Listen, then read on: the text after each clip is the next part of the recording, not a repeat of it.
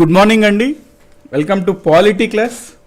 పాలిటీలో మనం ప్రెసిడెంట్ గురించి చూస్తున్నాం. ప్రెసిడెంట్లో భాగంగా ప్రెసిడెంట్కి సంబంధించి ముఖ్యమైన అంశాలన్నీ చూసుకుంటూ వస్తున్నాం. లాస్ట్ క్లాస్లో మనము రాష్ట్రపతికి ఉన్న శాసనపరమైన అధికారాలు అనగా legislative powers of the president చూసాము. మనం లాస్ట్ క్లాస్లోనే అనుకున్నాం ఈ విధంగా, అంటే ఇంకా మనం రాష్ట్రపతికి సంబంధించి చూడాల్సినవి ఇవన్నీ చూడాలి అని లాస్ట్ క్లాస్లో అనుకున్నాం. ఏవేవి? Financial powers, judicial powers, diplomatic powers, military powers, emergency powers, pardoning powers. Pardoning అంటే ఒక టైప్ ఆఫ్ జ్యుడిషియల్ పవర్స్ అనమాట. జ్యుడిషియల్లోనే చూస్తాం పార్డనింగ్ పవర్స్ కూడా. సో ఈరోజు క్లాస్లో ముఖ్యంగా మనకి ముందు చూసినటువంటి లెజిస్లేటివ్, ఎగ్జిక్యూటివ్ అవన్నీ చాలా పెద్దగా ఉంటాయి అన్నమాట. ఇవి ఎక్సెప్ట్ జ్యుడిషియల్ పవర్స్ మిగతావన్నీ చిన్న చిన్న టాపిక్సేనండి. కాబట్టి mostly latest try to complete the entire powers of president, remaining powers of president today's class. దాంతో మనకి రాష్ట్రపతి కంప్లీట్ అవుతుంది. Once we complete all these powers మనకి రాష్ట్రపతి అవుతుంది. నెక్స్ట్ మనం ఉపరాష్ట్రపతికి వెళ్ళవచ్చు. కాబట్టి అందరూ వచ్చేసినట్లేగా అండి. ఎవరికన్నా సరే బుక్స్కి సంబంధించి, టైం టేబుల్కి సంబంధించి ఎటువంటి క్వైరీస్ ఉన్నా GJPtelugu.com వెబ్సైట్లోకి విజిట్ చేస్తుండండి. అక్కడ డైలీ విజిట్ చేయడం ద్వారా ఏంటి అంటే మీకు ఈరోజు మన ఛానల్లో ఏమేం టాపిక్స్ పెట్టబోతున్నారు, ఏమేం క్లాసెస్ ఉంటాయి, ఏమేం టైంకి ఉంటాయని తెలుస్తుంది. నెంబర్ 1, దాంతోపాటు మనకి చాలా యూస్ఫుల్ అయినటువంటి జీజేపీ బిట్ బ్యాంక్ ఉంటుంది కదండి, వాటిల్లో కూడా ఏం పెడతారు అన్నది మీకు ఒక స్పష్టమైన అవగాహన వస్తుంది. ఎందుకంటే ఎప్పుడు ఏ టైంకి ఏ బిట్స్ పెడతారు అనేది మీకు ఐడియా ఉంటే ఆ టైంకి నోటిఫికేషన్ రాగానే మీరు చూసినట్లయితే అవి మీకు కవర్ అయిపోవడం జరుగుతుంటుంది. కాబట్టి మీరు ఎటువంటి క్వైరీస్ ఉన్నా GJPtelugu.com అనేది రెఫరెన్స్గా పెట్టుకోండి. సో దట్ మీకు మీ క్వైరీస్ అన్నీ క్లియర్ అయిపోతాయి. బుక్స్ చాలామంది ఇందాక కూడా బుక్స్ అని అడుగుతున్నారు. బుక్స్ కూడా సేమ్ అండి, మనం సబ్జెక్ట్ వైజ్ పెట్టడం జరిగింది అక్కడ. కాబట్టి బుక్స్ కూడా you can refer to the website. ఈ అటెండెన్స్ వేశాను అంటున్నారు నవీన్ గారు. గుడ్ అండి. ఆ విధంగా అందరూ స్టార్టింగ్లోనే అదొక అటెండెన్స్ బయోమెట్రిక్ లాగా వేసేసేయండి. కాబట్టి మనం క్లాస్ కనుక స్టార్ట్ చేద్దాం. పాలిటిక్స్ సంబంధించి ఈరోజు మనం ముఖ్యంగా ఫస్ట్ రాష్ట్రపతి యొక్క ఆర్థిక పరమైన అధికారాలు చూద్దాం. ఆర్థిక అధికారాలు అంటే financial powers of the president first మనం చూద్దాం ఈరోజు. దాంతో స్టార్ట్ చేద్దాం టుడేస్ క్లాస్. వాటితో పాటు రిమైనింగ్ పవర్స్ కూడా mostly latest try to complete in the today's class itself. So first మనం ఫైనాన్షియల్ పవర్స్ గురించి బ్రీఫ్గా మాట్లాడతాం. దాని తర్వాత దాని గురించి సంబంధించిన టెక్స్ట్ మీకు ఇస్తాను. సో ఈరోజు మనం చూడబోతున్న ఫస్ట్ టాపిక్ ఏంటి అంటే రాష్ట్రపతి యొక్క ఆర్థిక పరమైన అధికారాలు, financial powers of the president. మనం ఆల్రెడీ ఏమనుకున్నామండి, బిల్స్ ఉంటాయి కదా, బిల్స్లో ఒక రకమైన బిల్స్ ఏంటి అంటే ఆర్థిక బిల్స్ అనుకున్నాం కదా, మనీ బిల్స్ అంటాం. సో మనీ బిల్స్, ద్రవ్య బిల్లులు అంటాము. మనీ బిల్స్, వీటినే మనము ద్రవ్య బిల్లులు అంటాం. ఫస్ట్ పాయింట్ ఏంటి అంటే ఎప్పుడైనా సరే మనము పార్లమెంట్లో ఏదైనా ఒక ద్రవ్య బిల్లుని, మనీ బిల్లును ప్రవేశపెట్టాలి అంటే ఖచ్చితంగా ప్రవేశపెట్టే ముందు రాష్ట్రపతి యొక్క అనుమతి తీసుకోవాలి అనే పాయింట్ గుర్తుపెట్టుకోండి. మరి అది ఒక ఆర్థికపరమైన అధికారమే కదా రాష్ట్రపతికి. ఒక పార్లమెంట్లో ఏదన్నా ఒక మనీకి సంబంధించిన బిల్లు పెట్టినట్లయితే, మనీ బిల్ పెట్టినట్లయితే ఆ పెట్టే ముందు రాష్ట్రపతి యొక్క అనుమతి తీసుకొని రాష్ట్రపతి యొక్క సమ్మతం తర్వాతనే బిల్లును ప్రవేశపెట్టాలి. So prior recommendation of the president is compulsory అనమాట మనీ బిల్స్కి సంబంధించి. సో ఇది ఫస్ట్ అధికారం రాష్ట్రపతికి ఆర్థిక పరంగా. Prior recommendation of president is compulsory with regarding to money bills. Prior recommendation of president is compulsory. ఇది ఫస్ట్ పాయింట్ ఈరోజు మనం చదివింది. నెక్స్ట్ ఫైనాన్షియల్, ఆర్థికపరమైన అధికారాల్లో నెక్స్ట్ మనకి ఉన్న పవర్ ఏంటి అంటే మనకి ఒక ఆర్టికల్ ఉంటుందండి, ఆర్టికల్ 112 అని అంటాము. ఈ ఆర్టికల్ 112 అంటే నథింగ్ బట్ బడ్జెట్ అండి, బడ్జెట్ అనమాట. సో ఆర్టికల్ 112 దేని గురించి ప్రస్తావిస్తుంది అంటే బడ్జెట్ గురించి ప్రస్తావిస్తుంది. మరి ఇటువంటి బడ్జెట్ ప్రవేశపెట్టే ముందు కూడా పార్లమెంట్లో రాష్ట్రపతి యొక్క అనుమతి తీసుకొని రాష్ట్రపతి అనుమతించిన తర్వాతనే ఎందుకంటే ఇది కూడా ఒక టైప్ ఆఫ్ మనీ లాంటిదే, మనీకి సంబంధించిందే ఉంటుంది కాబట్టి బడ్జెట్ కూడా బడ్జెట్ కూడా ముందుగా రాష్ట్రపతి యొక్క అనుమతి తీసుకొనే, అంటే యూనియన్ అండి, కేంద్ర లెవెల్లో ప్రెసిడెంట్ యొక్క అనుమతి తీసుకొనే మనము బడ్జెట్ని పార్లమెంట్లో ప్రవేశపెడతాము. ఇది రాష్ట్రపతి యొక్క రెండవ ఆర్థికపరమైన అధికారము. నెక్స్ట్, ఇప్పుడు ఫర్ ఎగ్జాంపుల్ పార్లమెంట్ కనుక గవర్నమెంట్కి ఏదైనా డబ్బు అవసరం వచ్చిందనుకోండి, గవర్నమెంట్ ఏం చేస్తుంది, మనకి సంఘటిత నిధి, కన్సాలిడేటెడ్ ఫండ్ అని ఉంటుంది ఒక నిధి. ఆ నిధి నుంచి డబ్బులు తీసుకోవాలి ప్రభుత్వం. ఆ నిధి నుంచి డబ్బులు తీసుకోవాలి అంటే ఆ పరంగా ఒక డబ్బు మాకు కావాలి అనే బిల్లుని పార్లమెంట్లో ప్రవేశపెడతారు. అయితే ఆ పార్లమెంట్లో ప్రవేశపెట్టిన బిల్లుని ప్రెసిడెంట్ సైన్ పెడితేనే కదండి ఆ బిల్లు అవుతుంది. అంటే ఒక రకంగా మనం చూసుకున్నట్లయితే ప్రభుత్వానికి ఎప్పుడన్నా ఏదన్నా డబ్బు అవసరం పడితే రాష్ట్రపతి అనుమతించిన తర్వాతనే డబ్బు ప్రభుత్వానికి వస్తుంది అని అర్థం చేసుకోవచ్చు కదా. అంటే రాష్ట్రపతి ఆబ్వియస్లీ సైన్ పెడతాడు అనుకోండి, జనరల్గా ప్రభుత్వం ఏది చెప్తే అదే చేస్తాడు. కాకపోతే మనము థియరీ పరంగా మాట్లాడినప్పుడు ఏం తెలుసుకోవాలి అంటే రాష్ట్రపతి అనుమతితోనే ప్రభుత్వానికి డబ్బు వస్తుంది అనే పాయింట్ మూడోది తెలుసుకోవాలి. సో మనకి వీటిని గ్రాంట్స్ అంటాం, మనీ గవర్నమెంట్కి రాష్ట్రపతి ద్వారానే వస్తుంది. నెక్స్ట్ నాలుగవది, మనకి విపత్తులు ఉంటాయి, అవి చెప్పి రావు, ఎమర్జెన్సీ లాగా సడన్గా వస్తాయి. సో ఎప్పుడన్నా మనకి ఎమర్జెన్సీ సందర్భాల్లో డబ్బు ప్రభుత్వానికి సడన్గా అవసరం పడుతుంది. మరి ఆ సమయంలో పార్లమెంట్లో బిల్లు పెట్టి బిల్లు పాస్ అయ్యి ప్రెసిడెంట్ సైన్ పెట్టి అంత టైం ఉండకపోవచ్చు, నెంబర్ 1. నెంబర్ 2, ఎల్లప్పుడూ పార్లమెంట్ సెషన్స్లో ఉండదు. మరి అట్లాంటప్పుడు ఏదైనా ఎమర్జెన్సీ సందర్భాలలో ప్రభుత్వానికి డబ్బు అవసరం పడుతుంది అని చెప్పి ప్రభుత్వం ఒక ఫండ్, ఒక నిధిని ఏర్పాటు చేసుకుంది. దాన్నే మనము కంటింజెన్సీ ఫండ్ ఆఫ్ ఇండియా అంటాం. కంటింజెన్సీ ఫండ్ అనమాట. ఈ కంటింజెన్సీ ఫండ్ మనము ప్రెసిడెంట్ చేతుల్లో పెడతాము. అంటే ఈ ఫండ్ మొత్తం రాష్ట్రపతి యొక్క చేతిలో ఉంటుంది. ఎప్పుడన్నా సరే కంటింజెన్సీ ఫండ్ నుంచి ఏదైనా డబ్బు తీయాలి అంటే రాష్ట్రపతి సైన్ పెడితే సరిపోతుంది, తీసేయచ్చు. ఇది ఎమర్జెన్సీస్ కోసం. కంటింజెన్సీస్ అంటే విపత్తులు. ఇది ఎప్పుడన్నా విపత్తులు వస్తే మనకి సడన్గా డబ్బు అవసరం కాబట్టి ఇది పెట్టడం జరిగింది. కాబట్టి రాష్ట్రపతి యొక్క ఆర్థికపరమైన అధికారంలో నెక్స్ట్ పాయింట్ ఏంటి అంటే ఎప్పుడన్నా సరే మనకి ఏదన్నా విపత్తు వచ్చినప్పుడు కంటింజెన్సీ ఫండ్ ఆఫ్ ఇండియా అనేది ఒకటి ఏర్పాటు చేసుకున్నాం. అది రాష్ట్రపతి యొక్క అధికారంలో ఉంటుంది. సో దీని నుంచి ఎప్పుడైనా డబ్బు తీయాలంటే రాష్ట్రపతి తీయచ్చు అనేది మనము తెలుసుకోవాలి, ఒక పాయింట్. సో ప్రెసిడెంట్ సైన్ చేస్తే కంటింజెన్సీ ఫండ్ నుంచి డబ్బు వస్తుంది. మళ్ళీ అది ఆబ్వియస్లీ పార్లమెంట్లో పెట్టాలనుకోండి తర్వాత, కాకపోతే ఆ పాయింట్స్ చూడొద్దు, ఎందుకంటే అది ఆల్రెడీ మనము ఫండ్స్ అనే టాపిక్ చూస్తాము. 3 ఫండ్స్ ఉంటాయి ప్రభుత్వానికి, అక్కడ మనం క్లియర్గా ఒక్కొక్క ఫండ్ గురించి చూస్తాం. అందుకని మీరు డైవర్ట్ అవ్వకూడదు అనమాట. ఎప్పుడన్నా మనం ఏదైతే మెయిన్ హెడ్డింగ్ వెళ్తున్నామో, హైవేలో వెళ్తున్నామో అది వెళ్ళిపోవాలి, సైడ్కి డైవర్ట్ అవ్వకూడదు. ఫర్ ఎగ్జాంపుల్ మనీ బిల్స్ చూసుకున్నట్లయితే మళ్ళీ మనీ బిల్స్కి సంబంధించి మనం తర్వాత చదువుతాం, మళ్ళీ దానికి సంబంధించిన ఆర్టికల్స్ ఎవ్రీథింగ్. ఇక్కడ మనం వాటికి డైవర్ట్ అవ్వకూడదు అనమాట. ఇక్కడ మనం ప్రధానంగా ఫోకస్ చేయాల్సిన పాయింట్ పైనే చేయాలి. ఏంటి ఫోకస్ చేయాల్సిన పాయింట్? ద్రవ్య బిల్లు ప్రవేశపెట్టే ముందు రాష్ట్రపతి యొక్క అనుమతి తీసుకోవాలి అనేది ఫోకల్ పాయింట్. కాబట్టి contingency of fund of India అనేది రాష్ట్రపతి చేతిలో పెట్టడం జరిగింది. అది నాకు అధికారంలో ఉంటుంది, ఆధీనంలో ఉంటుంది. నెక్స్ట్, ప్రతి 5 సంవత్సరాలకి అనగా ఎవ్రీ 5 ఇయర్స్కి రాష్ట్రపతి ఒక ఆర్థిక సంఘంని నియమిస్తాడు, ఒక ఫైనాన్స్ కమిషన్ని నియమిస్తాడు, ఒక ఫైనాన్స్ కమిషన్ని కాన్స్టిట్యూట్ చేస్తాడు, నియమిస్తాడు. దేనికోసం ఈ ఆర్థిక సంఘం అంటే కేంద్రం నుంచి, సెంటర్ నుంచి రాష్ట్రాలకు డబ్బు ఏ విధంగా ఎంత పంచాలి అని చెప్తుంది, నెంబర్ 1. నెంబర్ 2, రాష్ట్రాలలో ఒక్కొక్క రాష్ట్రంకి ఎంతెంత కేటాయించాలి అట్లా కూడా చెప్తుంది. ఫర్ ఎగ్జాంపుల్ కేంద్రంకి మొత్తానికి 100 రూపాయలు వస్తే ఆ 100లో 42 రూపాయలు రాష్ట్రానికి ఇవ్వండి, లేకపోతే 41 రూపాయలు రాష్ట్రాలకు ఇవ్వండి, అట్లా చెప్పుద్ది. ఆ 41 రూపాయల్లో ఏపీకి 4, తెలంగాణకు 3, ఎంత అని చెప్పి రాష్ట్రాల్లో కూడా ఎంత ఇవ్వాలి అని చెప్తుంది. సో ఫైనాన్స్ కమిషన్ గురించి మనం సపరేట్గా చూస్తాం, ఇప్పుడు దాని గురించి వర్రీ అవ్వదు. కాకపోతే గుర్తుపెట్టుకోవాల్సిన పాయింట్ ఏంటి అంటే మరి అటువంటి ఫైనాన్స్ కమిషన్ ఆర్థిక సంఘంని రాష్ట్రపతి నియమిస్తాడు ప్రతి 5 సంవత్సరాలకి. మరి ఆర్థికపరమైన అధికారమే కదండి ఇది కూడా. కాబట్టి ఈ 5 ఆర్థికపరమైన అధికారాలు రాష్ట్రపతికి ఉంటాయి. ఓకేనండి. నెక్స్ట్,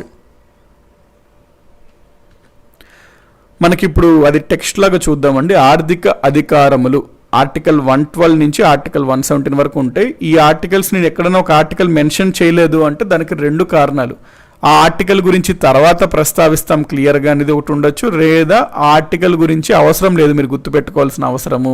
ప్రతి ఆర్టికల్ గుర్తుపెట్టుకోకండి, ఉన్న ఇంపార్టెంట్ కూడా మర్చిపోతారు అట్లా చేస్తే. సో ఏది ఇంపార్టెంట్ నేను ప్రస్తావిస్తుంటాను సమయం వచ్చినప్పుడు, అప్పుడు మాత్రమే అవి గుర్తుపెట్టుకోండి. ఎక్కడైనా ఏదైనా ప్రస్తావించలేదు ఒక ఆర్టికల్ అంటే మేబీ తర్వాత ప్రస్తావించవచ్చు నేను వాటి గురించి, లేకపోతే అది ఇంపార్టెంట్ కాకపోవచ్చు. కాబట్టి ఇక్కడ పాయింట్ చూద్దాం. మనం ఫస్ట్ 112 ప్రకారం బడ్జెట్ని, సప్లిమెంటరీ బడ్జెట్, ఆర్థిక బిల్లులు ఇట్లాంటివన్నీ రాష్ట్రపతి యొక్క పూర్వ అనుమతి, ప్రయర్ రికమెండేషన్ ఆఫ్ ప్రెసిడెంట్ అనుకున్నాం కదా, అది అనమాట ఈ పాయింట్. నెక్స్ట్ అవును మనీ బిల్స్ని అయితే రాష్ట్రపతి అంటే తిరస్కరించలేరు, ఆలస్యం చేయలేరు, వెంటనే ఆమోద ముద్ర వేసేస్తాడు జనరల్గా. హీ విల్ యాక్సెప్ట్ అనమాట పైన ఇచ్చిన బడ్జెట్ వాటికి. ఆర్థిక సంఘం తన నివేదికను రాష్ట్రపతికి సమర్పిస్తుంది. సో రాష్ట్రపతి నియమిస్తాడు కాబట్టి ఆర్థిక సంఘం ఆ నివేదికను, ఏదైతే ఆర్థిక సంఘం ఇచ్చిన నివేదికను రాష్ట్రపతికి సమర్పిస్తుంది అనమాట. ఇవి రాష్ట్రపతి యొక్క ఆర్థిక అధికారములు, ఫైనాన్షియల్ పవర్స్. నెక్స్ట్ మనం ఏం చూద్దాము రాష్ట్రపతికి సంబంధించి అంటే మనం జ్యుడిషియల్ పవర్స్ చూద్దాం. ఇంపార్టెంట్ అండి ఇది. జ్యుడిషియల్ పవర్స్, న్యాయపరమైన అధికారాలు రాష్ట్రపతికి ఏ విధంగా ఉన్నాయి అనేది చూద్దాం. ఫస్ట్ చూద్దాము, తర్వాత మనము వాటిని టెక్స్ట్ అనేది చూద్దాం. ఫస్ట్ మనం ఇక్కడ చదువుకుందాం దాని గురించి, తర్వాత ఆ టెక్స్ట్ మీకు చూపిస్తాను, క్లారిటీ వస్తుంది. సో జ్యుడిషియల్ పరంగా ఫస్ట్ మనం చెప్పుకోవాల్సిన పాయింట్ ఏంటి అంటే, ఇండియాలో హయ్యెస్ట్ కోర్ట్ ఏంటి అంటే సుప్రీం కోర్టు, రాష్ట్రాల్లో చూసుకున్నట్లయితే హైకోర్ట్స్. మరి అటువంటి సుప్రీంకోర్టు, హైకోర్టు యొక్క జడ్జెస్ని, చీఫ్ జస్టిస్ని ఎవరు నియమిస్తారు అంటే రాష్ట్రపతి నియమిస్తాడు. మరి రాష్ట్రపతికి అదొక న్యాయపరమైన అధికారమే కదండి. కాబట్టి జ్యుడిషియల్ పవర్స్లో ఫస్ట్ పవర్ ఏంటి అంటే ప్రెసిడెంట్ అపాయింట్స్ ఎవరెవరిని, chief justice of India, supreme court judges, chief justice of high court, high court యొక్క జడ్జెస్ ఆఫ్ హైకోర్టు, వీళ్ళందరినీ రాష్ట్రపతి నియమిస్తాడు. ఇది ఇతని యొక్క మొదటి న్యాయపరమైన అధికారము. నెక్స్ట్ మనకి చూసుకున్నట్లయితే ఆర్టికల్ 143 అనేది మనకి ఇంపార్టెంట్. ఆర్టికల్ 143 ఏం చెప్తుంది అంటే, ఇది 143 అనగా ఏంటండి, జనరల్గా మనకి కోడ్ భాషలో లవ్ అని కదా, ఇది ఒక type of love between president and supreme court, love అనమాట. ఇది మనకి ఇందులో గుర్తుపెట్టుకోవడానికి ఇది ఏ విధంగా గుర్తుపెట్టుకోవాలి అంటే 143 చెప్తాడనమాట ప్రెసిడెంట్ సుప్రీంకోర్టుకి. అంటే ఫస్ట్ ఇట్లా గుర్తుపెట్టుకోండి, ఏంటో తర్వాత చెప్తాను. ప్రెసిడెంట్ 143 చెప్తాడు సుప్రీంకోర్టుకి. సుప్రీంకోర్టుకున్న ఆప్షన్స్ ఏంటది, అంగీకరించవచ్చు, తిరస్కరించవచ్చు. ఒకవేళ సుప్రీంకోర్టు కనుక తిరిగి రెస్పాండ్ అయ్యింది అనుకోండి రాష్ట్రపతి యొక్క 143కి, అప్పుడు మళ్ళీ ప్రెసిడెంట్ దానికి ఆమోదించవచ్చు చెప్పిన దాన్ని, లేకపోతే అతను దానికి తిరస్కరించవచ్చు. సో ఇది కోడ్లా గుర్తుపెట్టుకోవాలంటే. కానీ యాక్చువల్గా వాస్తవంగా అక్కడ ఆర్టికల్ 143 ఏం తెలుపుతుందంటే, రాష్ట్రపతికి ఏదన్నా ఒక విషయం పైన, లేదన్నా ఏదైనా ఒక చట్టం పైన, లేదా ఏదైనా ఒక ఫ్యాక్ట్ పైన సందేహం ఉన్నట్లయితే, ఒకవేళ రాష్ట్రపతి ఆ ఇష్యూ పైన న్యాయపరమైన సలహా కోరాలి అని భావిస్తే రాష్ట్రపతి సుప్రీంకోర్టుకి ఏదన్నా ఒక ప్రశ్న అడగవచ్చు. సుప్రీంకోర్టు రాష్ట్రపతి అడిగిన ప్రశ్నను ఆమోదించవచ్చు, అంటే తీసుకోవచ్చు, తిరస్కరించవచ్చు, మేము చెప్పము అని కూడా చెప్పచ్చు. ఫర్ ఎగ్జాంపుల్, రాష్ట్రపతి బాబ్రీ మసీద్ స్థానంలో మొట్టమొదటిగా అక్కడ ముందుగా మసీద్ ఉండేదా, మందిరం ఉండేదా, టెంపుల్ ఉండేదా అని అడిగినప్పుడు సుప్రీంకోర్టు తిరస్కరించింది ప్రశ్న ఆన్సర్ చేయడానికి. అందుకని చేత ఫస్ట్ పాయింట్ ఏంటంటే, రాష్ట్రపతి ఏదన్నా ప్రశ్నను సుప్రీంకోర్టు న్యాయ సలహా కోసం అడగచ్చు. అప్పుడు సుప్రీంకోర్టు ఆ ప్రశ్నని అంగీకరించవచ్చు, తిరస్కరించవచ్చు. ఒకవేళ సుప్రీంకోర్టు కనుక ఆ ప్రశ్నను అంగీకరించి న్యాయమైన సలహా రాష్ట్రపతికి తిరిగి ఇచ్చింది అనుకోండి, సుప్రీంకోర్టు ఇచ్చిన రెస్పాన్స్ని ప్రెసిడెంట్ అంగీకరించవచ్చు, తిరస్కరించవచ్చు. సో ఇది బోత్ అనమాట, మ్యూచువల్గా ఉంటాయి. ఇది తెలిపే ఆర్టికల్ 143. కాబట్టి ఆర్టికల్ 143 కూడా ఒక ప్రెసిడెంట్కు ఉన్న న్యాయపరమైన అధికారమే. ఇది రెండవది. మూడవది మనం చూస్తాం, ముఖ్యమైనది, రాష్ట్రపతికి కొన్ని సందర్భాలలో పడిన శిక్షలను, పౌరులకు పడిన శిక్షలను తగ్గించే అధికారం ఉంటుంది. ఈ as the power of pardoning అనమాట, శిక్షలను తగ్గించి వేసే అధికారం ఉంటుంది.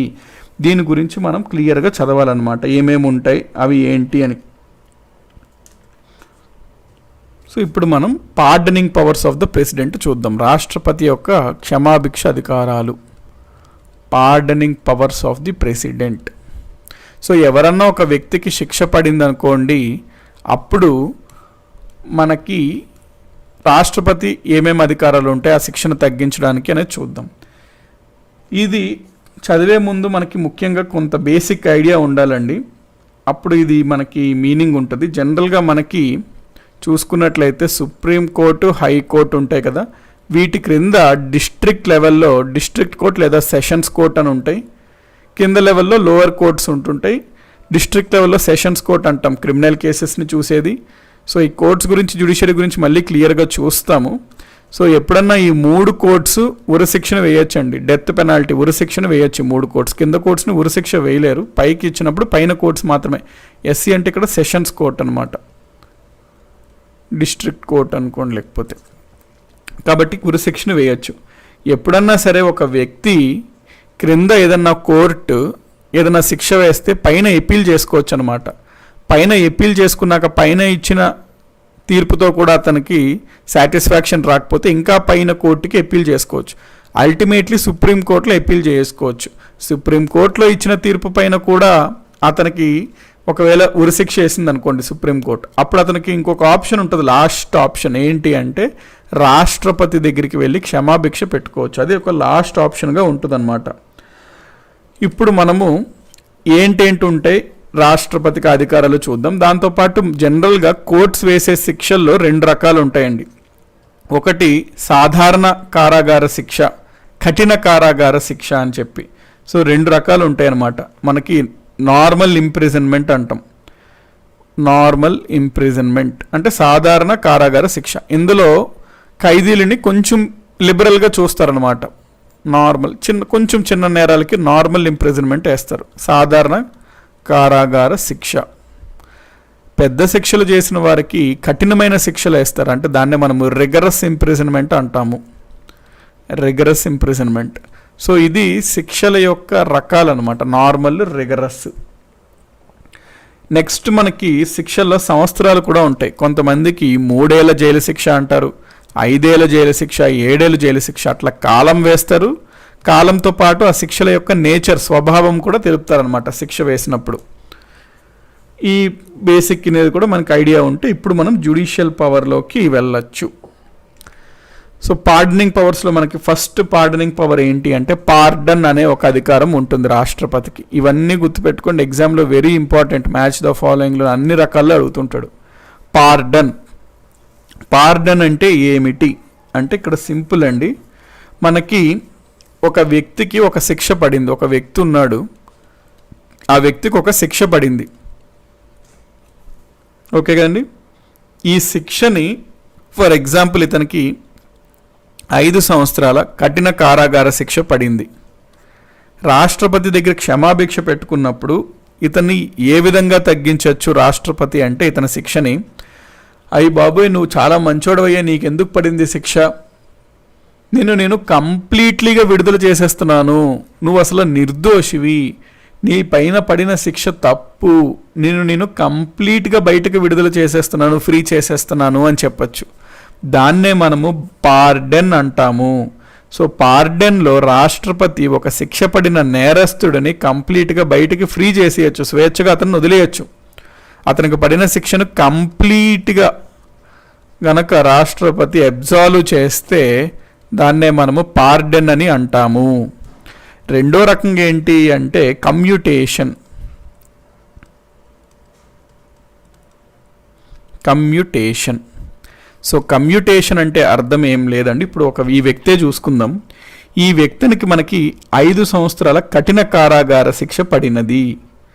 ఇప్పుడు రాష్ట్రపతి దగ్గర ఈయన క్షమాభిక్ష కోరినప్పుడు రాష్ట్రపతి ఒకవేళ నువ్వు చేసిన నేరం నాకు అర్థమైందయ్యా, నువ్వు మంచివాడివే, కానీ పరిస్థితుల దృష్ట్యా నువ్వు అట్లా చేయవలసి వచ్చింది, నువ్వు జైల్లో కూడా మంచి జీవితం గడుపు, నీకు కఠిన కారాగార శిక్ష వేయడం తప్పు, నీకు సాధారణ కారాగార శిక్షకు వేస్తున్నాను, కాలాన్ని అంతే ఉంచి స్వభావంని, శిక్ష యొక్క స్వభావాన్ని తగ్గిస్తే రిగరస్ ఇంప్రిజన్మెంట్ నుంచి జనరల్ ఇంప్రిజన్మెంట్, కఠిన కారాగార శిక్ష నుంచి సాధారణ కారా శిక్షకు మార్చాడు అనుకోండి, అది ఇక్కడ ఏం మార్చినట్టు అంటే రాష్ట్రపతి కాలమును మార్చలేదు, కానీ ఒక రకమైన శిక్షను ఇంకొక రకమైన శిక్షకు మార్చడం జరిగింది. కమ్యూట్ అంటే అర్థం ఏంటండి, ఒక దగ్గర నుంచి ఇంకో దగ్గరికి వెళ్ళడం.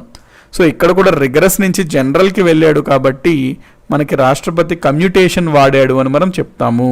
సో కమ్యూటేషన్లో మనకి సబ్స్టిట్యూట్ చేయడం జరుగుతుంది, one form to another form. జనరల్గా one form to another lighter form అవుతుంది అనమాట. ఫర్ ఎగ్జాంపుల్ ఒక వ్యక్తికి మరణశిక్ష పడింది అనుకోండి, డెత్ పెనాల్టీ పడింది. ఇతను క్షమాభిక్ష పెట్టినప్పుడు నీకు డెత్ పెనాల్టీ వద్దులేవయ్యా, నీకు రెగరస్ ఇంప్రిజన్మెంట్కి మారుస్తున్నా అనొచ్చు. లేకపోతే రెగరస్ ఇంప్రిజన్మెంట్ ఉన్న వ్యక్తిని జనరల్ ఇంప్రిజన్మెంట్కి మారుస్తున్నా అనొచ్చు. కాబట్టి ఇక్కడ స్వభావంని మారుస్తున్నాడు రాష్ట్రపతి, కాబట్టి దీన్నే మనము కమ్యూటేషన్ అని అంటాము. నెక్స్ట్ మనకి ఉన్నది ఏంటి అంటే రెమిషన్. నెక్స్ట్ టైప్ ఆఫ్ క్షమాభిక్ష ఏంటి అంటే రెమిషన్. ఇక్కడ ఏం చేస్తాడంటే ఇదే వ్యక్తి శిక్ష కోరినప్పుడు రెమిషన్లో రాష్ట్రపతి ఏం చేస్తాడంటే నీకు కఠిన కారాగారమే ఉంచుతాను కానీ స్వభావం అట్లాగే ఉంచుతాను కానీ నీ కాలం ఏదైతే ఉందో ఆ కాలంని తగ్గిస్తాను. 5 సంవత్సరాలు అంటే నీకు ఫ్యామిలీ ఉన్నారు, పిల్లలు ఉన్నారు, చిన్నపిల్లలు, కాబట్టి నీకు 5 సంవత్సరాల నుంచి 3 సంవత్సరాలకు తగ్గిస్తున్నాను. సో రెమిషన్ అంటే మనకి ఏంటి, కమిషన్ అనే వర్డ్కి రేమింగ్గా ఉంది కదా. కమిషన్ అంటే ఏంటి, కొంత కమిషన్ ఇవ్వండి అంటే కొంత తగ్గించండి, డిస్కౌంట్ ఇవ్వండి అని. అంటే ఒక కాలంని తగ్గించడంనే రెమిషన్ అని అంటాము. సో రిడక్షన్ ఆఫ్ టైం, ఇక్కడ రెడ్యూసింగ్ ది టైంని మనము రెమిషన్ అంటాము. రెమిషన్లో స్వభావం, శిక్ష పడే స్వభావం ఏ విధంగా తగ్గదు. కాబట్టి రెమిషన్లో మనకి శిక్ష స్వభావం అలాగే ఉంటుంది కాబట్టి అలాగే ఉంటుంది, కానీ అతని యొక్క శిక్షా కాలం అనేది తగ్గించడం జరుగుతుంది. నెక్స్ట్ మనకి 4వ రకమైన రాష్ట్రపతికి ఉన్న అధికారం ఏంటి అంటే 4th టైప్ ఆఫ్ అధికారం రాష్ట్రపతికి ఉన్నది ఏంటి అంటే రెస్పైట్ అనమాట. రెస్పైట్.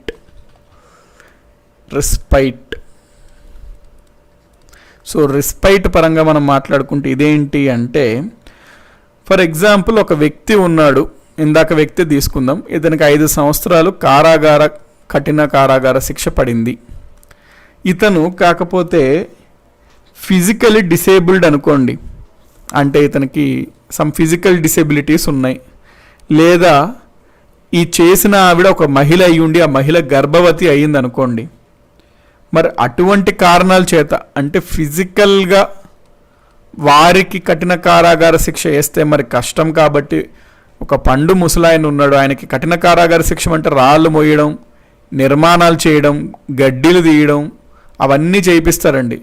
మరి కొంతమంది ఇప్పుడు ఫర్ ఎగ్జాంపుల్ ఒక గర్భవతిగా చూసుకున్నా, లేకపోతే ఒక ఫిజికలీ ఛాలెంజ్డ్ పర్సన్ అయినా సరే, లేదా ఒక పండు ముసలి అతను అయినా సరే, మరి ఆ దృష్ట్యా అతను ఫిజికల్గా పనులు చేయలేడు కాబట్టి, అంటే ఆ కారణాల చేత ఒక వ్యక్తి యొక్క శిక్షను తగ్గిస్తే దాన్నే మనము రెస్పైట్ అని అంటాము. ఒక పండు ముసలి అతనికి 5 సంవత్సరాలు విధించడం కూడా కష్టం, ఎన్నాళ్ళు ఉంటాడో తెలియదు, ఎందుకులేండి అతనికి ఒక 3 సంవత్సరాలు వేద్దాం చాలు అట్లాగా.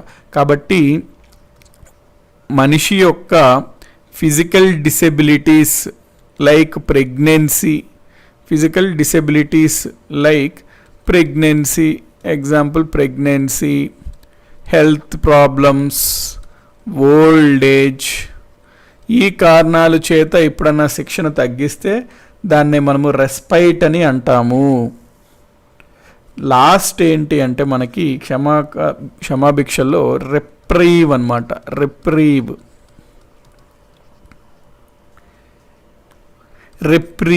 రెప్రీవ్ అంటే ఏంటి అంటే ఇప్పుడు ఒక వ్యక్తికి ఒక శిక్ష పడింది, ఆ వ్యక్తి క్షమాభిక్ష కోరినప్పుడు ఫర్ ఎగ్జాంపుల్ ఇతనికి వచ్చేసింది డేట్, ఈ మే 5న ఇతనికి ఉరిశిక్ష పడుతుంది అని డేట్ వచ్చేసింది.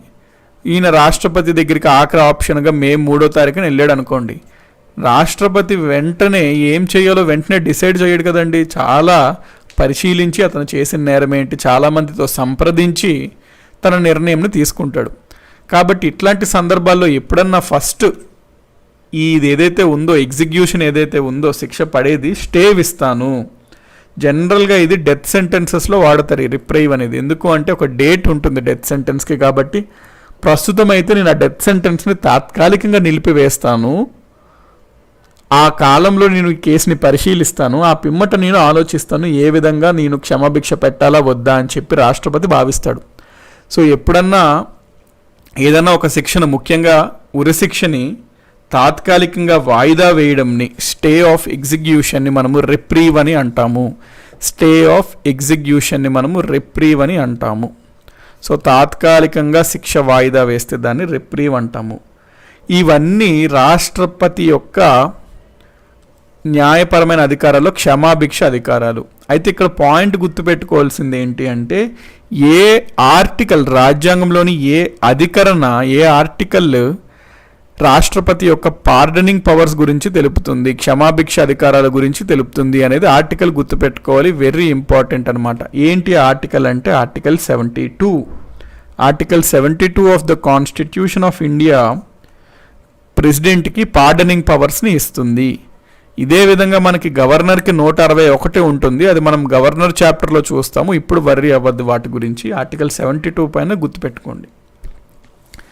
ఇది రాష్ట్రపతికి ఉన్నటువంటి న్యాయపరమైన అధికారాలు, జ్యుడిషియల్ పవర్స్. నెక్స్ట్ సుమా గారు, సార్ ఉరశిక్షని రాష్ట్రపతి రద్దు చేయగలరా లేదా యావజ్జీవ శిక్షగా మార్చగలరా అంటే అవునండి, అబ్సల్యూట్లీ. అదే పాయింట్ ఇందాక నేను మీకు ఇక్కడ చెప్పా. ఏంటి, ఒకవేళ ఎవరికైనా డెత్ పెనాల్టీ ఉంటే దాన్ని కఠిన కారాగార శిక్ష, యావజ్జీవ కారాగార శిక్షగా మార్చగలుగుతాడు. రాష్ట్రపతికి ఉంటుంది అధికారం, దాన్నే కమ్యూటేషన్ అంటాం. ప్రెసిడెంట్ మార్చగలుగుతాడు.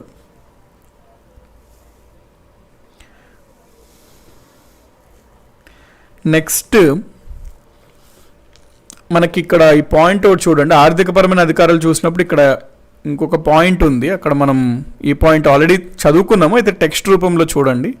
మనం అనుకున్నాం కదండి, కన్సాలిడేటెడ్ ఫండ్ ఆఫ్ ఇండియా అని, భారత సంఘటిత నిధి, కంటింజెన్సీ ఫండ్ ఆఫ్ ఇండియా, భారత అగంతకు నిధి, ఇవన్నీ రాష్ట్రపతి యొక్క ఆధీనంలోనే ఉంటాయి. అయితే పార్లమెంట్ ఆమోదం వచ్చే వరకు రాష్ట్రపతి అత్యవసర ఖర్చులకి అగంతకు నిధి నుండి అడ్వాన్స్లు మంజూరు చేయవచ్చు. ఇందాక అనుకున్నాం కదా, ఈ contingency fund of India president చేతిలో ఉంటుంది. ప్రెసిడెంట్ ఫస్ట్ వాటి నుంచి ఖర్చు పెడతాడు, తర్వాత పార్లమెంట్లో పెట్టి దాని యొక్క పార్లమెంట్ అప్రూవల్ తీసుకుంటారు. ఇది ఆర్థికపరమైన అధికారులు ఇందాక చూసాము. ఇప్పుడు మనము ఈ రాష్ట్రపతి యొక్క న్యాయ అధికారంలో చూద్దామండి టెక్స్ట్ రూపంలో. ఇక్కడ ఏమంటున్నాడు, 72వ నిబంధన ప్రకారం సుప్రీంకోర్టు, హైకోర్టు, సెషన్స్ కోర్టు ఒక వ్యక్తికి సాధారణ శిక్షతో పాటు ఉరిశిక్షను కూడా విధించవచ్చు. పార్డన్ అంటే ఒక శిక్షను పూర్తిగా క్షమాభిక్ష పెట్టడం, అంటే ఉరిశిక్షను రాష్ట్రపతి రద్దు చేయగలడు పూర్తిగా అన్నమాట, క్షమాభిక్ష పెట్టడం పార్డన్ అంటే. నెక్స్ట్ కమ్యూటేషన్ అంటే ఒక శిక్షను మరో రకంగా మార్చడం, మరణశిక్షను యావజ్జీవ కారాగార శిక్షగా మార్చడం. మీరు ఇందాక అడిగారు కానీ సుమా గారు, ఇదే పాయింట్. రెమిషన్ అంటే ఒక శిక్ష తీవ్రతను తగ్గించడం. రెమిషన్ అంటే తీవ్రతను తగ్గించడం, అంటే 7 సంవత్సరాల శిక్షను 7 నెలలుగా చేయడం ఉదాహరణ. నెక్స్ట్ రెస్పైట్, ఒక ప్రత్యేక కారణము దృష్ట్యా శిక్ష అమలును వాయిదా వేయడం, తగ్గించడం, మరో రకంగా మార్చడం, క్షమాభిక్ష ప్రసాదించడం. అయితే ఒక ప్రత్యేక కారణము దృష్ట్యా అనగా గర్భవతి అయినప్పుడు లేదా దీర్ఘకాల వ్యాధితో బాధపడుతున్నప్పుడు అప్పుడు విధిస్తే దాన్ని రెస్పైట్ అంటాం అన్నమాట. నెక్స్ట్ మనకి రిప్రైవ్ అంటే ఒక వ్యక్తి శిక్ష పడినప్పుడు పార్డన్ కమ్యూటేషన్లో దరఖాస్తు చేసుకున్నచో అమలును తాత్కాలికంగా వాయిదా వేస్తారు చూడండి, దాన్ని రిప్రైవ్ అంటారు. అయితే ఇందాక సమ్వన్ ఒక క్వశ్చన్ అడిగారు, ఏంటి అంటే దీన్ని ఎవరన్నా ప్రశ్నించవచ్చా, రాష్ట్రపతి ఇచ్చిందే ఫైనల్లా, రాష్ట్రపతి ఎవరికన్నా ఇవ్వచ్చు అట్లా ఏమైనా సమ్మన్ అడిగారు ఇందాక. అయితే ఇక్కడ చూడండి, మనకు ఒక కేసు ఉంటుందన్నమాట, ఈడ్బు శ్రీధర్ వెంకటరెడ్డి కేసు అంటాము. ఇది 2006 వెంకటరెడ్డి సుప్రీంకోర్టు కేసు. 2006లో సుప్రీంకోర్టు ఏం చెప్పింది అంటే, రాష్ట్రపతి క్షమాభిక్ష అధికారం పాక్షికంగా న్యాయ సమీక్షకు గురి అవుతుంది అని చెప్పింది. అంటే బేసికలీ ఇక్కడ ఏం చెప్తుందంటే, ఒక రాష్ట్రపతి యొక్క పార్డనింగ్ పవర్ ఉంది కదండి, ఆర్టికల్ 72. ఈ ఆర్టికల్ 72లో ఉన్న పార్డనింగ్ పవర్ ఆఫ్ ప్రెసిడెంట్ అనేది జ్యుడిషియల్ రివ్యూ కిందకు వస్తుంది అని చెప్తుంది. అంటే ఒకవేళ ఎవరికన్నా వ్యక్తి రాష్ట్రపతి ఏదన్నా క్షమాభిక్ష పెట్టినట్లయితే అది సమంజసంగా ఉండాలి. అంతేగాని ప్రభుత్వం రాష్ట్రపతికి సూచించి కుల మత ఆ దృష్ట్యా ఓట్ బ్యాంక్ దృష్ట్యా సూచిస్తే రాష్ట్రపతి అది పాటిస్తే అది తప్పు. సుప్రీంకోర్టుకి జ్యుడిషియల్ న్యాయ సమీక్ష అధికారం ఉంటుంది, జ్యుడిషియల్ పవర్. క్షమాభిక్ష అధికారం పెట్టినప్పటికీ కూడా రాష్ట్రపతి సుప్రీంకోర్టు దాన్ని కొట్టివేయచ్చు, రాష్ట్రపతి ప్రసాదించింది. అది మనకి సుప్రీంకోర్టు ఏ కేసులో చెప్పింది అంటే 2006 వెంకటరెడ్డి కేసులో చెప్పింది. కాబట్టి వెంకటరెడ్డి 2006లో సుప్రీంకోర్టు రాష్ట్రపతి క్షమాభిక్ష అధికారం పాక్షికంగా న్యాయ సమీక్షకు గురవుతుందని చెప్పింది. ప్రభుత్వం రాజకీయ దురుద్దేశంతో కుల మత ప్రయోజనాల కోసం ఈ అధికారాన్ని దుర్వినియోగం చేస్తే వాటిని రద్దు చేసే అధికారం సుప్రీంకోర్టుకు ఉందని చెప్పింది. ఈ క్షమాభిక్ష అధికారములు మంత్రిమండలి సలహా మేరకే రాష్ట్రపతి వినియోగించాలి. అంతేగాని రాష్ట్రపతి ఏది చేసినా 99% ఆఫ్ ద టైమ్స్ కేంద్ర మంత్రిమండలి ఏదైతే సూచిస్తుందో అదే చేస్తాడు. రాష్ట్రపతి సైనిక శిక్షలను కూడా రద్దు చేయగలడు, క్షమాభిక్ష పెట్టగలడండి. అంటే మనకి సైనిక శిక్షలు అంటే జనరల్గా మిలిటరీ పరంగా ఏమన్నా ఉంటే మిలిటరీ కోర్ట్స్ ఉంటాయి అన్నమాట, సైనిక న్యాయస్థానాలు. ఆ మిలిటరీ కోర్ట్స్ ఇచ్చే శిక్షలనే మనము సైనిక శిక్షలు అంటాము.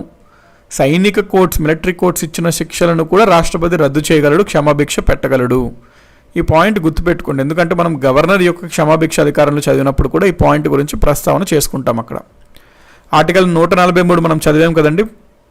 రాష్ట్రపతి యొక్క న్యాయపరమైన అధికారంలో ఏమంటున్నాడు ఆర్టికల్ 143 అంటే, రాష్ట్రపతి రాజ్యాంగ ధర్మ సందేహాలను, ప్రజా సంబంధిత విషయాలలో సుప్రీంకోర్టు నుండి న్యాయ సలహాలను పొందవచ్చు. ఆ న్యాయ సలహాలు పాటించవచ్చు లేదా పాటించకపోవచ్చు. మనం చూసాం కదా ఆర్టికల్ 143 గురించి. ఇప్పటి వరకు భారత రాష్ట్రపతులు సుప్రీంకోర్టుని 15 సార్లు న్యాయ సలహాను కోరారనమాట. అడ్వైజర్స్ ఫ్రమ్ ది సుప్రీంకోర్టు కోరారు. ఎక్కువ సార్లు న్యాయ సలహా కోరిన రాష్ట్రపతి ఎవరు అని ప్రశ్న రావచ్చు మీకు. దానికి ఆన్సర్ రాజేంద్ర ప్రసాద్. 3 సార్లు ఈయన కోరడం జరిగింది. సో ఎక్కువ సార్లు 3 సార్లు రాజేంద్ర ప్రసాద్ గారు సుప్రీంకోర్టు సలహాను ఆర్టికల్ 143 కింద కోరడం జరిగినది. ఓకే కండి, ఈ పాయింట్ క్లియర్ చేసుకోండి. దీంతో మనకి జ్యుడిషియల్ పవర్స్ ఆఫ్ ప్రెసిడెంట్ అనేది కంప్లీట్ అయిందండి. Judicial powers of president. So మనకి ఈరోజు ఇక్కడతో మనం స్టాప్ చేద్దాము. నెక్స్ట్ కంటిన్యూ ఇంకొక క్లాస్ వస్తుందండి ప్రెసిడెంట్కి. ఎందుకంటే మనం ఇప్పటి వరకు చూసింది ఏంటి అంటే ఫైనాన్షియల్ చూసాము, జ్యుడిషియల్ చూసాము, పార్డనింగ్ పవర్స్ చూసాము. ఇంకా చూడాల్సిన 3 పవర్స్ ఆఫ్ ప్రెసిడెంట్ ఉన్నాయి, డిప్లొమాటిక్, మిలిటరీ, ఎమర్జెన్సీ. దీనికి మనకు ఒక క్లాస్ మోస్ట్లీ నెక్స్ట్ క్లాస్లో పక్కా గ్యారంటీ మనం కంప్లీట్ చేసేద్దాం. తర్వాత వైస్ ప్రెసిడెంట్ ఆఫ్ ఇండియా టాపిక్కి వెళ్ళిపోతాము. సో ఇక్కడ వరకు చదివినవి క్లారిటీ తెచ్చుకోండి. మనం ఒకసారి బ్రీఫ్గా చేసుకుంటే, ఈరోజు చదివిన ఒకసారి బ్రీఫ్ చేసుకుంటే, ఈ పవర్స్ ఉంటాయి మనకి ప్రెసిడెంట్కి. అంటే ఆల్రెడీ ముందున్నటువంటి లెజిస్లేటివ్, ఎగ్జిక్యూటివ్ చూసాము. ఈరోజు ఫైనాన్షియల్ పవర్స్ చూసాము. అందులో భాగంగా మనీ బిల్స్ ప్రేయర్ రికమెండేషన్ అవసరం, బడ్జెట్ ప్రెసిడెంట్ అనుమతితోనే పెడతారు, మనీ రాష్ట్రపతి యొక్క అనుమతితోనే బయటకు ప్రభుత్వానికి వస్తుంది, కంటింజెన్సీ ఫండ్ ఉంటుంది, విపత్తుల కోసం రాష్ట్రపతి యొక్క ఆధీనంలో ఉంటుంది, ప్రతి 5 సంవత్సరాలకు ఆర్థిక సంఘాన్ని నియమిస్తాడు. న్యాయపరమైన అధికారాల్లో సుప్రీంకోర్టు, హైకోర్టు జడ్జిలు, ప్రధాన న్యాయమూర్తులు నియమిస్తాడు. 143 ఆర్టికల్ గురించి చూసాము. దానితో పాటు రాష్ట్రపతి యొక్క క్షమాభిక్ష అధికారాలు, పార్డనింగ్ పవర్స్ గురించి మాట్లాడినప్పుడు, పార్డన్ అంటే కంప్లీట్గా శిక్షణ తీసేయడం, కమ్యూటేషన్ అంటే ఒక రకం నుంచి ఇంకొక రకంకి మార్చడం, రెమిషన్ అంటే కాలంని తగ్గించడం, అది చూసాము. దాంతోపాటు మనం రెస్పెక్ట్ అనుకున్నాం. రెస్పెక్ట్ అంటే ప్రత్యేక కారణాల దృష్ట్యా శిక్షను తగ్గిస్తే దాన్ని రెస్పెక్ట్ అంటాము. తాత్కాలికంగా శిక్షణ వాయిదా వేయడంని మనం రెప్రీవ్ అంటాము. దీంతో మనకి పార్డనింగ్ పవర్స్ అయింది. అయితే ఈ వర్డ్స్ ఉంటాయి చూడండి, రెస్పెక్ట్, రెప్రైవ్, ఇది కన్ఫ్యూజ్ అవ్వద్దు అనమాట. అవి క్లారిటీ తెచ్చుకోండి. వర్డ్స్ పార్డన్ అంటే ఏంటి, కమ్యూటేషన్ అంటే ఏంటి, రెమిషన్ అంటే ఏంటి, రెస్పెక్ట్ అంటే ఏంటి, రెప్రీవ్ అంటే ఏంటి, అవన్నీ క్లారిటీ తెచ్చుకోండి. ఎందుకంటే మ్యాచ్ ద ఫాలోయింగ్లో లేకపోతే అట్లా ఫ్రీక్వెంట్గా అడుగుతుంటాడు ఇవి. కాబట్టి దీంతో మనకి ఈరోజు క్లాస్ అయ్యిందండి. మనం మళ్ళీ నెక్స్ట్ రేపు మన యాజ్ యూజువల్ ఎకానమీ హిస్టరీలో కలుసుకుందాం. ఆఫ్టర్ దట్ మళ్ళీ మనం కలుసుకున్న క్లాస్లో జోగ్రఫీ, పాలిటీలో ప్రెసిడెంట్ టాపిక్ అనేది మనం కంప్లీట్ చేసేద్దామండి. So thank you very much అండి. మీకు ఎటువంటి సబ్జెక్ట్ పరమైన ప్రశ్నలు ఉన్నా కింద కమెంట్ సెక్షన్లో పెట్టేసేయండి. సో దట్ మనకి అది మీకు క్విజ్ రూపంలో కానీ ఎప్పుడన్నా సరే మీకు ఆ క్వశ్చన్స్ క్లియర్ అవ్వడం జరుగుతుంటుంది. కాకపోతే క్వశ్చన్స్ని టాపిక్కే కన్ఫైన్ చేయండి. జనరల్ క్వశ్చన్స్ కనుక టాపిక్కే మోస్ట్లీ కన్ఫైన్ చేయండి. ఎందుకంటే అందరూ చూస్తున్నారు కాబట్టి అందరి దృష్ట్యా, మనకి అందరికీ బెనిఫిట్ ఉండే దృష్ట్యా ఏంటి